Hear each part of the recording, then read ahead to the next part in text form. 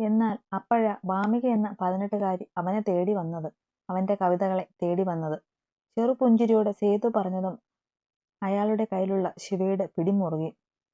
കൊൽക്കട്ടയിലെ Bengali പെൺകുട്ടികളുടെയും modern വേഷമണിഞ്ഞ ദക്ഷിണേന്ത്യൻ പെൺകുട്ടികളുടെയും ഇടയിൽ വ്യത്യസ്തമായി നിന്ന മലയാള തനിമയുള്ള ഒരു പാവം പൂച്ചക്കുട്ടി, അതായിരുന്നു വാമിക വർമ്മ. അവൾ ആദ്യമേ ദൂരെ നിന്ന് കണ്ട നിമിഷം തന്നെ ദാസിന്റെ കണ്ണുകളിൽ ഒരു തിളക്കമുണ്ടായിരുന്നത് ഞാൻ കണ്ടതാ. അവളെ വീണ്ടും മാറി നിന്ന് നോക്കുകയും ചിലങ്ക കെട്ടിയാടുന്ന ആ പെണ്ണിന്റെ നൃത്തത്തെ മറഞ്ഞു നിന്ന് ആസ്വദിക്കുകയും ഒക്കെ ചെയ്തു അവൻ. പക്ഷേ സ്വന്തം യോഗ്യത എപ്പോഴും മറുചോദ്യ ചിഹ്നമായി നടന്ന അവൻ ഉള്ളിലുള്ള ഉടലെടുത്ത ആ ഇഷ്ടം മറച്ചു പിടിച്ചു. എന്നാൽ അവനെ അത്ഭുതപ്പെടുത്തി ഒരു ദിവസം അവൾ അവനെ തേടി വന്നു. കോളേജ് മാഗസിനുകളിലും ചെറിയ പാംപ്ലെറ്റുകളിലുമൊക്കെ കവിതയും കഥകളും എഴുതുന്ന എസ് മാധവനെ തേടിയാ അവൾ വന്നത്. അവന്റെ കൈകളിൽ നിന്ന് മുതിർന്ന അക്ഷരങ്ങളെ സ്നേഹിച്ചവൾ, ആളെ തപ്പി കണ്ടുപിടിച്ചവൾ അവനെ പ്രണയിച്ചു തുടങ്ങിയിരുന്നു എന്നവൾ പറഞ്ഞു. ഒളിഞ്ഞും മറഞ്ഞും അവൻ കാണാതെ അവനെ പിന്തുടർന്നും ആരോടും അധികം സംസാരിക്കാത്ത ഒരു മിണ്ടാപ്പൂച്ച. ഒടുവിൽ ഉള്ള ധൈര്യം സംഭരിച്ചു വന്ന് അവനോട് തന്റെ ഇഷ്ടം തുറന്നു പറഞ്ഞു. കേൾക്കാൻ ഒത്തിരി ആഗ്രഹിച്ചതാണെങ്കിലും അന്ന് മനഃപൂർവ്വം അവളിൽ നിന്ന് മുഖം വെട്ടിച്ചു ദാസ്. പറ്റില്ലെന്നും അവളെ ഇഷ്ടമല്ലെന്നും പറഞ്ഞു ഒഴിവാക്കി. കണ്ണുകൾ നിറച്ച് ആ പെണ്ണ് അവിടെ നിന്ന് പോകുമ്പോൾ അന്ന് അവളിലും വേദനിച്ചത് എന്റെ ശിവനായിരുന്നുവെന്ന് എനിക്ക് തോന്നിയിട്ടുണ്ട്. പക്ഷേ അധികം നാൾ വാമികയുടെ പ്രണയം കണ്ടില്ലെന്ന് നടിക്കാൻ ശിവന് ആയില്ല. അവളുടെ പ്രണയശക്തിയിൽ ഒരു ദിവസം അവന്റെ മുട്ടുമടങ്ങി. അങ്ങനെ ഉള്ളിലെ പ്രണയം അതിശക്തമായി ഇരുവരിലും അലയടിച്ചു. കണ്ണുകൾ പോലെ തന്നെ കവിതകൾ കൊണ്ടും ചിലങ്കമണികളുടെ നാദങ്ങൾ കൊണ്ടും ശിവനും വാമികയും പ്രണയിച്ചു. ശിവന് അവൾ അവന്റെ വാമി പെണ്ണായപ്പോൾ എനിക്കവൾ എന്റെ വാമിക്കുട്ടിയായി, എന്റെ അനിയത്തിക്കുട്ടി. ഒരു കുഞ്ഞു അനിയത്തിക്ക് അപ്പുറം ഒരമ്മയുടെ പോലെ കരുതലും സ്നേഹവും ആ പെണ്ണിൽ നിന്ന് ഞാൻ അറിഞ്ഞു. ആരും അറിയാതെ അവൾ പ്രണയിച്ചു. ഞങ്ങൾ മൂവരും സന്തോഷിച്ചു കഴിഞ്ഞ നാളുകൾ. അപ്പോഴാ ശിവന്റെയും വാമിയുടെയും റിലേഷൻ അവളുടെ വീട്ടിൽ അറിഞ്ഞെന്നും പറഞ്ഞ് വാമി പറയുന്നത്. പേടിച്ചു പോയിരുന്നു പെണ്ണ്. വീട്ടുകാർ തിരക്കി വന്നാൽ ശിവനെ അവർ കൊല്ലുമെന്നും തന്നെ തിരികെ കൊണ്ടുപോകുമെന്നും പറഞ്ഞ് ഭയന്ന് നിലവിളിച്ചു അവൾ. ശിവനും ഞാനും മാധവൻ മാഷിനെ കൂട്ടി വാമികയുടെ വീട്ടിൽ പോയി സംസാരിക്കാമെന്നൊക്കെ അവളോട് പറഞ്ഞു. അപ്പോഴാണ് അവളുടെ പഠിത്തം നിർത്തി തിരികെ നാട്ടിലേക്ക് കൊണ്ടുപോകാനായി വാമിയുടെ അച്ഛനും ഏട്ടനും വരുന്നെന്ന് അറിഞ്ഞത്. അവളുടെ അച്ഛന്റെ അവിടെയുള്ള ആളുകൾ 1-2 പേർ എന്നെയും ശിവനെയും തിരക്കി കോളേജിലെത്തി. ശിവനെ അവർ കയ്യേറ്റം ചെയ്തു. അപ്പോൾ അവന്മാർ എന്റെയും ശിവന്റെയും കൈക്കരുത്തിൽ തോറ്റുമടങ്ങി. എന്നാൽ അതോടെ ശിവനെ വിട്ടു പോവില്ലെന്ന് പറഞ്ഞ് വാമി കരഞ്ഞു. അവളെ വീട്ടുകാർ നാട്ടിലേക്ക് കൊണ്ടുപോയാൽ പിന്നൊരിക്കലും അവർക്ക് ഒന്നിക്കാനാവില്ലെന്നും ഞങ്ങൾക്കറിയാമായിരുന്നു. ഒടുവിൽ എവിടെയെങ്കിലും പോയി ഒന്നിച്ചു ജീവിക്കാൻ ശിവനും വാമിയും തീരുമാനമെടുത്തു. കൊൽക്കത്ത നഗരത്തിൽ നിന്നും മാറി താജ്പൂർ എന്ന ഗ്രാമത്തിൽ ഞങ്ങൾ മൂവരും പോയി. അവിടെയുള്ള ഒരു സുഹൃത്തിന്റെ സഹായത്തോടെ അവിടെ ഒരു ചെറിയ ക്ഷേത്രത്തിൽ വെച്ച് ഇരുവരുടെയും വിവാഹം നടത്തി. കൃഷിക്കാരും ചെറിയ ജോലികളൊക്കെ ചെയ്ത് താമസിക്കുന്നവരുടെ നാടായിരുന്നു താജ്പൂർ. അവിടെയുള്ള ഒരു കൊച്ചു സ്കൂളിൽ ശിവന് ജോലി കൂടിയായതും വാമിയും ശിവനും അവരുടെ പുതിയ ജീവിതം അവിടെ ആരംഭിച്ചു. ഇരുവർക്കും വേണ്ടതെല്ലാം ചെയ്തിട്ട് ഞാൻ തിരികെ നാട്ടിലേക്ക് പോകും. അവിടുത്തെ കാര്യങ്ങൾ പുറത്തുനിന്ന് അറിയാൻ ഒരാൾ വേണമായിരുന്നു. കൂടെ മാഷിനെയും എല്ലാം അറിയിക്കണം. അങ്ങനെ മണിമാളികയിലും സ്വർണ്ണത്തളികയിലും ജീവിച്ച പെണ്ണ് താൻ പ്രണയിക്കുന്നവന്റെ ഒപ്പം ഒരു കുഞ്ഞ് ഒറ്റ മുറിയിൽ ഒന്നിച്ച് ജീവിതം തുടങ്ങി. ദിവസങ്ങൾ മുന്നോട്ടു പോകെ അവരുടെ പ്രണയത്തിന്റെ അടയാളം പോലെ ഒരു കുഞ്ഞ് അവരുടെ ഇടയിലേക്ക് വരവറിയിച്ചു. താൻ ഒരു അച്ഛനാകാൻ പോകുന്നു എന്നറിഞ്ഞ എന്റെ ശിവൻ, അന്ന് അവന്റെ കണ്ണിൽ ഞാൻ കണ്ട ആനന്ദം അതിന്നും എന്റെ മിഴികളിലുണ്ട്. അത്രയ്ക്ക് സന്തോഷമായിരുന്നു അവന്. പിന്നീടുള്ള ദിവസങ്ങൾ ആ കുഞ്ഞിന്റെ വരവിനായി ഞങ്ങൾ കാത്തിരുന്നു. വാമി പ്രഗ്നന്റ് ആയ പിന്നെ ഞാൻ നാട്ടിലേക്ക് പോയില്ല. അവരുടെ കൂടെ ഞാനും നിന്നു. എന്തോ അവയെ ഒറ്റയ്ക്കാക്കാൻ ഭയമായിരുന്നു എനിക്ക്. വാമിക്ക് മാസം തികഞ്ഞു നിൽക്കുന്ന സമയത്താ നാട്ടിൽ നിന്നും ഒരു കോൾ വന്നത്. മാഷിന് ഒരു ആക്സിഡന്റ് പറ്റി, ഒരല്പം സീരിയസ് ആണ് എന്ന്. കേട്ട പാതി ഞാൻ നാട്ടിലേക്ക് പോകാൻ തീരുമാനിച്ചു. ശിവനും വാമിയും എനിക്കിപ്പോ വരാമെന്ന് പറഞ്ഞെങ്കിലും അവളുടെ ഇപ്പോഴത്തെ അവസ്ഥയിൽ യാത്ര ചെയ്യണ്ട, ഞാൻ പോയിട്ട് വരാമെന്ന് ഞാൻ പറഞ്ഞു. പക്ഷേ എന്റെ ആ വാക്കുകൾ അത് വേണ്ടിയിരുന്നില്ല എന്ന് എനിക്ക് പിന്നീട് തോന്നി. അന്നങ്ങനെ പറഞ്ഞത് ഇപ്പോഴും നെഞ്ചു കുത്തുവാ എനിക്ക്. വാക്കുകൾ ഇടറി സേതു അത് പറഞ്ഞതും പിടയ്ക്കുന്ന നിറഞ്ഞ മിഴികളോടെ ശിവ അയാളെ നോക്കി. അവളെ തന്നെ നോക്കി നിന്ന വൈഭവ് ഒരു നിമിഷം തന്റെ കണ്ണുകൾ ഇറുക്കി അടച്ചു. സേതുവിൽ നിന്ന് ഇനി കേൾക്കാൻ പോകുന്നത് ശിവ എങ്ങനെ ഉൾക്കൊള്ളുമെന്ന ഭയം അവനിൽ നിറഞ്ഞു. ജോലി കഴിഞ്ഞ് രാത്രിയിൽ തിരികെ വരും വഴി മാഷിനെ ഏതോ വണ്ടി ഇടിച്ചിട്ടു. തലയ്ക്കകത്ത് സീരിയസ് ആയി പരിക്കേറ്റു. അതുകൊണ്ട് തന്നെ ഞാൻ മാഷിനടുത്ത് നിന്നു. 2 ദിവസം കഴിഞ്ഞപ്പോൾ ശിവന്റെ ഒരു കോൾ വന്നു. വാമിയുടെ ഏട്ടൻ അവരെ തേടി വന്നെന്ന്. കേട്ടപ്പോൾ ആദ്യം ഞാനൊന്ന് ഭയന്നു. പക്ഷേ വന്നത് ശത്രുവല്ല എന്ന് ശിവൻ പറഞ്ഞു. വാമിക്ക് വിശേഷമുണ്ടെന്ന് അറിഞ്ഞ് അവളെയും ശിവനെയും വീട്ടിലേക്ക് കൂട്ടാൻ വന്നതാണെന്ന്. തങ്ങളോട് അവളുടെ വീട്ടുകാർ ക്ഷമിച്ചെന്നും പറഞ്ഞു. വാമി ഭയങ്കര സന്തോഷത്തിലാണ് എന്നൊക്കെ ശിവൻ പറഞ്ഞപ്പോൾ എനിക്ക് ചെറിയ സന്തോഷം തോന്നി. എങ്കിലും ഞാൻ അങ്ങോട്ട് വന്നിട്ട് മതി നാട്ടിലേക്ക് പോകുന്നതെന്ന് ഞാൻ പറഞ്ഞു.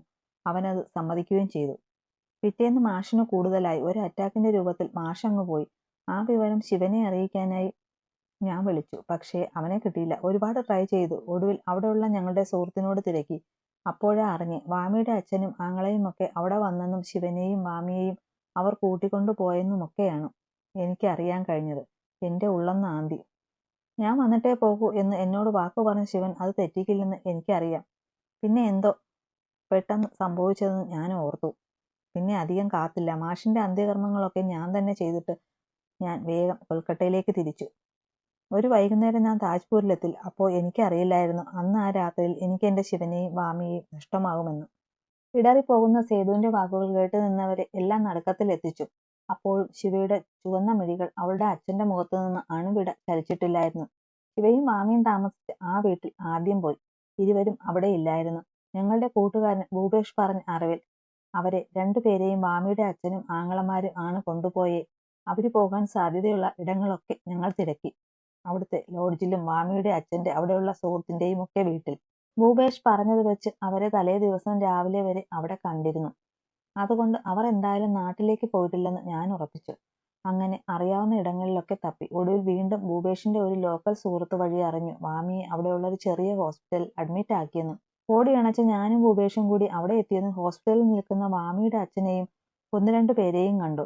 അവർ എന്നെ കണ്ടാൽ ചിലപ്പോൾ കുഴപ്പമാകുമെന്ന് ഭൂപേഷ് പറഞ്ഞു. അവൻ പോയി കാര്യങ്ങൾ തിരക്കി വരാമെന്നും നീ ഹോസ്പിറ്റലിന് പിന്നിലെ ഒഴിഞ്ഞ സ്ഥലത്തേക്ക് മാറി നിന്നോളാനും പറഞ്ഞു. വേറെ നിവർത്തിയില്ലാതെ അവൻ പറഞ്ഞതനുസരിച്ച് ഞാൻ ഹോസ്പിറ്റലിന്റെ പിറകിൽ ഒഴിഞ്ഞ കാട് നിറഞ്ഞ സ്ഥലത്ത് മറഞ്ഞു നിൽക്കുമ്പോഴാണ് ആ ഇരുട്ടിൽ ആരോ ഓടി വരുന്നത് കണ്ടേ. വാമിയുടെ വീട്ടുകാർ ആരേലുമാണെന്ന് ഓർത്തു അവിടെ കിടന്ന ഒരു ഇരുമ്പ് കമ്പി എടുത്തു പിടിച്ചു ഞാൻ മറഞ്ഞു നിന്നു. സേതു, ചിലമ്പിച്ചു പോയൊരു ശബ്ദത്തിൽ ശിവന്റെ വിളി കേട്ടു. അപ്പോഴാ ആ വന്നത് എൻ്റെ ശിവനാണെന്ന് എനിക്ക് മനസ്സിലായേ. ശിവ എന്ന് വിളിച്ച് അവനരികിലേക്ക് ഓടിച്ചെന്നതും കാലുകളിടറി എൻ്റെ ദേഹത്തേക്ക് വീണവൻ എന്താടാ, എന്താ പറ്റിയേ? സേതു ഡാ, എൻ്റെ മാമി, എൻ്റെ കുഞ്ഞ്. വെപ്രാളപ്പെട്ട് വിങ്ങിയ ശബ്ദത്തിൽ വിക്കി അവൻ പറഞ്ഞതും ഞെട്ടലോടെ ഞാൻ അവനെ നോക്കി. അപ്പോഴാണ് ശിവ അവൻ്റെ നെഞ്ചിലായി പൊതിഞ്ഞു പിടിച്ച് കൊണ്ടുവന്നതെന്താണെന്ന് ഞാൻ കണ്ടേ. ചോരമണം മാറാത്ത ഒരു പൊടി കുഞ്ഞ്. ചുവന്ന പഞ്ഞിക്കെട്ടു പോലെയുള്ള ആ കുഞ്ഞിനെ മാറോട് അണച്ചു പിടിച്ച് അവൻ ഓടി വന്ന്. ശിവ, ഇതെന്റെ മോളാടാ, എന്റെയും എൻ്റെ വാമി പെണ്ണിന്റെയും ജീവൻ. കണ്ണുകൾ നിറച്ചു പറഞ്ഞുകൊണ്ട് ശിവ ആ കുഞ്ഞിനെ നീട്ടിയപ്പോൾ അവന്റെ കണ്ണിൽ പൊടിഞ്ഞ പോലെ എൻ്റെ കണ്ണുകളും നിറഞ്ഞിരുന്നു അവനെ കണ്ടപ്പോൾ. ശിവ, വാമി എവിടെ? ചതിക്കായിരുന്നു സേതു. നല്ലവരെ പോലെ നടിച്ച് അവളുടെ ആങ്ങള വന്നത് ഞങ്ങളെ ചതിക്കാനായിരുന്നു. ആട്ടിൻ തോലിട്ട ചെന്നായായിരുന്നടാ അവൻ. എന്നെ കൊന്ന് ഞങ്ങളുടെ മോളെയും ഇല്ലാതാക്കി. എൻ്റെ വാമിയെ ഇവിടെ നിന്ന് കൊണ്ടുപോകാനാ അവര് ഞങ്ങളെ തേടി വന്നേ. ഞാൻ ചോദിച്ചതിന് വിറയ്ക്കുന്ന ചുണ്ടുകളാടെ രോഷത്തോടെ ശിവ പറഞ്ഞു. അപ്പോഴേ ഞാൻ അവനെ ശ്രദ്ധിച്ച്. മുഖത്തും ദേഹത്തുമൊക്കെ മുറിവുകളായി ചോര ഒലിച്ചിറങ്ങുന്നതിനെ കണ്ട് ഞെട്ടി ഞാൻ. ശിവ, ആരാ നിന്നെ ഇത് ചെയ്തേ? പറയാം, ഒക്കെ പറയാം. ആദ്യം എനിക്ക് എൻ്റെ പെണ്ണിനെയും കൂടി അകത്തുനിന്ന് കൊണ്ടുവരണം. ഇല്ലേൽ അവർ കൊണ്ടുപോകും അവളെ. നീ എൻ്റെ മോളെ പിടി സേതു. പറഞ്ഞുകൊണ്ട് അവൻ ആ കുരുന്നിനെ എന്നിലേക്ക് നീട്ടി. വിറയ്ക്കുന്ന കൈകളാലെ ആ ചോര പൊടിയുന്ന കുഞ്ഞിനെ വാങ്ങി ഞാൻ എൻ്റെ നെഞ്ചോട് ചേർത്തു. അവർ ഇല്ലാതാക്കാൻ കൊടുത്തതാടാ എൻ്റെ കുഞ്ഞിനെ. അവിടുന്ന് ഞാൻ ഇവളെ എടുത്തോണ്ട് ഓടി വന്നേ. നീ ഇവളെ ആർക്കും വിട്ടുകൊടുക്കല്ലേടാ. ചിലമ്പിച്ചു പോയിരുന്നു ശിവന്റെ ശബ്ദം. നീ എന്താടാ ഈ പറയുന്നത്? ഇവൾ എന്റെയും ജീവനല്ലേ, എൻ്റെ സ്വത്താ ഇവൾ. ഞാൻ കാത്തോളാം. അവന് ഉറപ്പ് കൊടുക്കുമ്പോൾ ഞാൻ എൻ്റെ നെഞ്ചിലേക്ക് വീണ്ടും അടക്കി പിടിച്ചിരുന്നു എൻ്റെ കുഞ്ഞിനെ. വാമിയുടെ ആ അച്ഛനും ഏട്ടനുമൊക്കെ അകത്തുണ്ട്. ഞാൻ പോയി അവരെ അറിയാതെ എൻ്റെ വാമിയെ എടുത്തോണ്ട് വരാം. നീ എൻ്റെ മോളെയും കൊണ്ട് ഇവിടുന്ന് മാറി നിൽക്കടാ. എടാ ശിവ, നീ ഒറ്റയ്ക്ക് എങ്ങനെ? ഞാനും കൂടെ വരാം. ഞാൻ അവനെ തടഞ്ഞു. വേണ്ട സേതു, ഭൂപേഷുണ്ട് അകത്ത്. ഞങ്ങൾ പെട്ടെന്ന് വരാം. എൻ്റെ കുഞ്ഞിനെ നോക്കണേടാ. പറഞ്ഞുകൊണ്ട് എൻ്റെ കയ്യിലിരുന്ന കുഞ്ഞിനെ ഒന്ന് നോക്കി അവൻ്റെ കഴുത്തിൽ കിടന്ന മാല പൊട്ടിച്ചു കുഞ്ഞിൻ്റെ ദേഹത്തേക്ക് വെച്ചു. അവളുടെ പിഞ്ചു കയ്യിൽ ഒന്ന് മുത്തിയിട്ട് അവൻ ആ ഹോസ്പിറ്റലിനുള്ളിലേക്ക് ഓടിപ്പോയി. നിമിഷങ്ങൾ കുറേ കടന്നുപോയി. ഞാൻ എൻ്റെ കുഞ്ഞിനെയും അണച്ചു പിടിച്ചു ആ ഇരുട്ടിൽ ഒതുങ്ങി നിന്നു. അപ്പോഴാ കുറച്ച് ആളുകൾ ഇരുട്ടിന്റെ മറയിൽ വെളിയിലേക്ക് വരുന്നത് ഞാൻ കണ്ടേ. അവർ ഇരുട്ട് ലക്ഷ്യമാക്കി വരുന്നത് കണ്ട ഞാൻ അപകടം മനസ്സിലാക്കി കുഞ്ഞിനെയും കൊണ്ട് കൂടുതൽ ഒളിച്ചു നിന്നു. അപ്പോഴാ ഞാൻ കണ്ടേ ആ വന്നവർ എടുത്തോണ്ട് വന്നത് എൻ്റെ ശിവനെ ആയിരുന്നു എന്ന്. ചലനമില്ലാതെ കിടന്ന അവന്റെ ശരീരമായിരുന്നു അവരുടെ കൈകൾ. ഒന്നേ കണ്ടുള്ളൂ, ഒരു വട്ടേ നോക്കിയുള്ളൂ. കണ്ണുകൾ ഇറക്കിയടച്ച് പോയി ഞാൻ. ഉറപ്പിച്ചിരുന്നു ഞാൻ അവൻ പോയി എന്ന്. അറിയാലോ, കത്തിച്ചേക്കണം. ഇവന്റെ ചാരം പോലും ഇനി ബാക്കി വെക്കരുത് കേട്ടോ. അവരുടെ കൂടെ നിന്നവൻ അവർക്ക് നേരെ ആജ്ഞാപിച്ചു. മാണിക്യമംഗലത്തെ പെണ്ണിനെ കെട്ടാ വന്നേക്കുന്നു, തന്തയില്ലാത്തവൻ. ഫു! കാർക്കിച്ച് ഒന്ന് തുപ്പി. അയാൾ ആ ഇരുട്ടിൽ മറഞ്ഞു. അയാളുടെ വാക്ക് കേട്ടവൻ ആ ഇരുട്ടിൽ ആ പൊന്തക്കാടിൽ നിന്നിട്ട് എൻ്റെ ശിവനെ കത്തിക്കാൻ ഒരുങ്ങി. ആ കാഴ്ച എനിക്ക് താങ്ങാവുന്നതിനും അപ്പുറമായിരുന്നു. എൻ്റെ നാഡീഞരമ്പുകൾ തിളച്ചു. അവർക്ക് മുന്നിലേക്ക് ഞാൻ ആയാൻ തുടങ്ങിയതും എൻ്റെ കയ്യിൽ കിടന്ന എൻ്റെ മോളൊന്ന് ഞെരുങ്ങി. അവൾ ഒച്ചയെടുത്താൽ അവരെങ്ങാനും അവളെ കണ്ടാൽ പിന്നെ എൻ്റെ കുഞ്ഞിനെ പോലും അവര് ബാക്കി വയ്ക്കില്ല. എൻ്റെ കുഞ്ഞിനെ നോക്കിക്കൊണേടാ. എൻ്റെ ശിവന്റെ അവസാന വാക്കുകൾ കാതിലേക്ക് ഇരച്ചെത്തി. അവൻ എന്നെ ഏൽപ്പിച്ച് അവന്റെ ജീവനെ നെഞ്ചോട് അടക്കി പിടിച്ച് ഞാൻ അവിടെ നിന്ന് പയ്യെ ഓടി. അപ്പോഴും തനിക്ക് ജന്മം തന്നവർക്ക് എന്ത് പറ്റിയെന്നറിയാതെ എൻ്റെ നെഞ്ചിന്റെ ചൂടിൽ മയങ്ങിക്കിടക്കുമായിരുന്നു എൻ്റെ പൊന്നും മോള്. ഇടവിടാതെ ഒഴുകുന്ന കണ്ണുനീരിനെ ചേർത്ത് പിടിച്ചു സേതു അത് പറഞ്ഞു നിർത്തുമ്പോൾ അയാളുടെ കൈക്കുമ്പിളിലായിരുന്നു ശിവയുടെ മുഖം. ആ അച്ഛന്റെ വാക്കുകളിൽ തകർന്നടിഞ്ഞു. കണ്ണീരിനാൽ കാഴ്ചയെ മങ്ങി മറച്ചു നിന്നു അവളുടെ. ശിവയുടെ മാത്രമല്ല, സേതു പറഞ്ഞതൊക്കെ കേട്ട് നെഞ്ചുപൊട്ടി അനിതയും ചൈത്രയും അനിയും അവിടെ നിന്നു. അതിലുപരി വേദനയിൽ കണ്ണുകൾ നിറഞ്ഞൊഴുകി വൈഭവും. തന്റെ പ്രാണനായവളുടെ കണ്ണീരും വേദനയും അവന്റെ നെഞ്ചിൽ തൊട്ട് അറിയുന്നുണ്ടായിരുന്നു. അന്ന് ആ ചോര കൈകൊണ്ട് നിനക്ക് ജന്മം തന്ന നിന്റെ അച്ഛൻ ഇട്ടതാ ഈ മാല. നിറകണ്ണുകളോടെ ശിവയുടെ കഴുത്തിലെ മാലയിൽ തൊട്ടു സേതു. ആ അച്ഛയെ ചിലമ്പിച്ച ശബ്ദത്തിൽ ശിവ സേതുവിനെ വിളിച്ചതും, അതെ, അച്ഛ തന്നെയാണ്. എൻ്റെ കുഞ്ഞിന്റെ അച്ഛൻ ഞാനാ. നിന്നെ എനിക്ക് തന്നത് അവരാ, എൻ്റെ ശിവനും വാമിയും. ശിവദാസ് മാധവന്റെയും വാമിക ശിവദാസിന്റെയും മകളാ നീ, ശിവാമി. സേതു അത് പറഞ്ഞു തീരുന്നതിനെ മറ്റൊരു ശബ്ദം അവിടെ ഉയർന്നു. ആ ഒച്ച കേട്ട് ഞെട്ടിയവർ തിരിഞ്ഞു നോക്കാതും കണ്ടു ആ മുറിയുടെ വാതുക്കൽ നിൽക്കുന്നവളെ. കണ്ണുകൾ ചുവന്ന് നിറഞ്ഞൊഴുകി നിൽക്കുന്ന ഒരമ്മയെ. വാമി. അവളെ കണ്ട സേതു വിളിച്ചതും വേച്ചു വേച്ചു പോകുന്ന കാലുകളായ വാമിക ആ മുറിക്കകത്തേക്ക് ചെന്നു. അവരുടെ നോട്ടം ഒരുവളിൽ മാത്രമായിരുന്നു. താൻ നൊന്തു പ്രസവിച്ച് തന്റെ ജീവനായി മുന്നിൽ നിൽക്കുന്ന ആ പെണ്ണിൽ മാത്രം. അമ്മയുടെ പൊന്നേ. ഇടറിപ്പോകുന്ന ശബ്ദത്തിൽ തന്റെ കുഞ്ഞിനെ നോക്കി വിളിച്ചുകൊണ്ട് അവൾക്ക് മുന്നിലേക്ക് ചെന്നു. അവരെ കണ്ട ശിവയുടെ കാലുകൾ ചലിച്ചു. നിറഞ്ഞൊഴുകുന്ന കണ്ണീരിനെ കൂട്ടുപിടിച്ചവൾ എഴുന്നേറ്റ് നിന്നു. അമ്മ. കേട്ടറിവ് പോലുമില്ലാതെ വളർന്ന തനിക്ക് ആദ്യമായി പകർന്നു തന്ന അനുഭൂതി. അത് കിട്ടിയ ഈ അമ്മയിൽ നിന്നായിരുന്നു. പക്ഷേ അന്നറിഞ്ഞില്ല, കർമ്മം കൊണ്ട് മാത്രമല്ല ജന്മം കൊണ്ടും ഈ അമ്മ പെറ്റ മകളാണ് താനെന്ന്. അവളുടെ വിങ്ങുന്ന ഉള്ള് പിടഞ്ഞുകൊണ്ടേയിരുന്നു. വാമിക്ക് പിറകെ അപ്പുവും സൗദാമിനിയും വന്നിരുന്നു. വാമിക കിടക്കുന്ന മുറിയിൽ അവൾക്ക് കൂട്ടിരുന്നത് അപ്പുവും സൗദാമിനിയുമായിരുന്നു. അവരു സേതു പറഞ്ഞതൊക്കെ കേട്ടിരുന്നു. വാവേ. തൊണ്ടയിടറി വിളിച്ചുകൊണ്ട് ശിവയുടെ മുഖം കൈക്കുമ്പിളിൽ വാമി. ആ നിമിഷം അമ്മയുടെ കൈക്കുള്ളിൽ ഒതുങ്ങിയിരുന്നവളുടെ മുഖം ഇന്നലെ പിറന്ന പൈതലിന് സമമായിരുന്നു. അതുപോലെ താൻ കുഞ്ഞായി എന്ന് തോന്നിപ്പോയി ശിവയ്ക്ക്. അമ്മ അറിഞ്ഞില്ലല്ലോടാ. അമ്മയ്ക്ക് അറിയില്ലായിരുന്നു. എൻ്റെ കുഞ്ഞിനെ തിരക്കിയപ്പോൾ അവരെല്ലാം കൂടെ പറഞ്ഞു എൻ്റെ കുഞ്ഞ് ഈ അമ്മയെ വിട്ടു പോയെന്ന്. പിന്നെ ഒന്നും ഈ അമ്മയുടെ ചെവി കേട്ടില്ല വാവേ. ഭ്രാന്തിയായിപ്പോയി അമ്മ എൻ്റെ കുഞ്ഞിനെ കിട്ടാതെ. ആരെയും അറിയില്ലായിരുന്നു.